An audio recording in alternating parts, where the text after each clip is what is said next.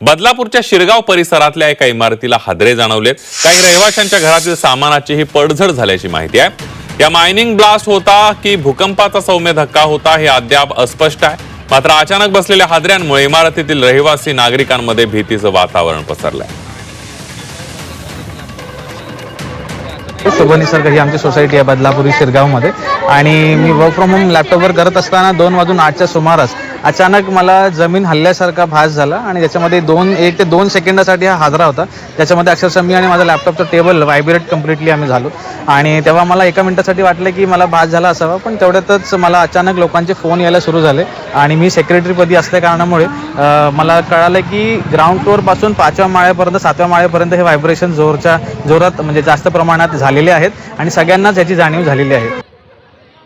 मी शुभ निसर्ग सोसायटीमध्ये राहते, 003 ग्राउंडला राहते। तर म्हणजे भूकंपाचा हादरा एवढा डेंजर होता का जो चालू फॅन होता तो पण हलत होता, विंडोच्या ज्या काचा आहेत त्या पण पूर्ण हलत होत्या। याच्या आधी पण जेव्हा MIDC मध्ये 2 गॅस सिलेंडरचे स्फोट झाले तेव्हाचा आणि हा हादरा सेमच आहे।